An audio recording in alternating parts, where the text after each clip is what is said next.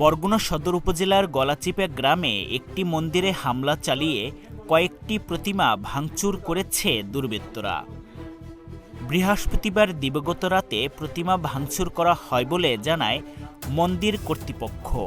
এদিকে হামলার খবর পেয়ে শুক্রবার ২০ সেপ্টেম্বর মন্দিরটি পরিদর্শন করেছেন বরগুনা জেলা প্রশাসক শফিউল আলম, সদর উপজেলা নির্বাহী অফিসার শামীম মিয়া এবং পুলিশের কর্মকর্তারা।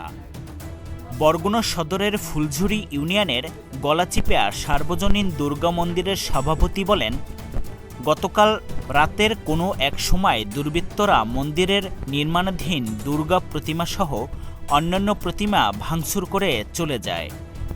শুক্রবার ২০ সেপ্টেম্বর সকালে মন্দিরে গিয়ে প্রতিমা ভাঙা দেখতে পেয়ে সবাইকে খবর দেন।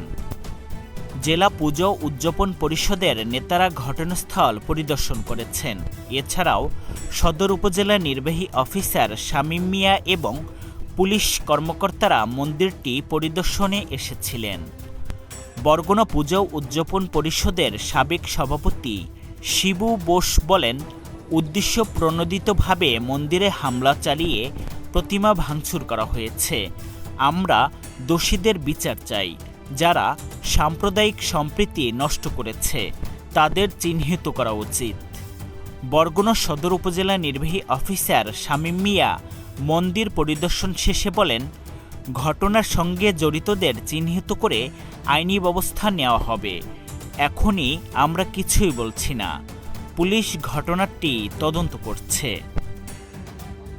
আপনাকে এগুলো মনে করেন দায়িত্বের বেলার ব্যাপার, এটা তো বলা যাবে না সঠিক কারা করছে, কিন্তু এটা তো যে কোনো ব্যবস্থা এটা মনে করেন একটা বিপদ ঘটানোর জন্য বা এটা খারাপ কিছু করার জন্য এটা করছে আর কি, বুঝছেন। এটা তো আর আমরা সঠিক বলতে পারবো না, কিন্তু ভাঙচুর তো করছে, এটা তো দেখি সকালে এসে চোখে, এটা তো আর সরাসরি দেখি না।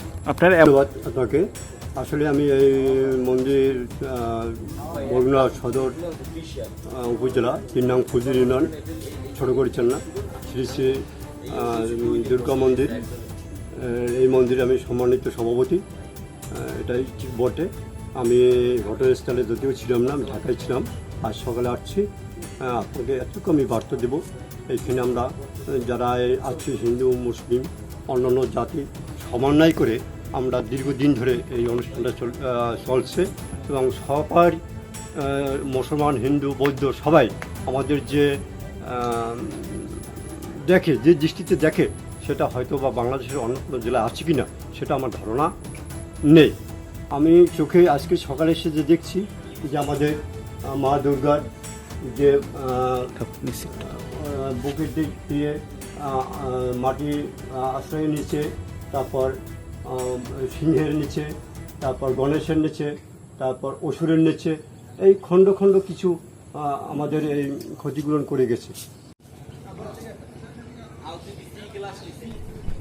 মোহাম্মদ মেহেদি হাসান, বার্তাবাজার, বরগুনা।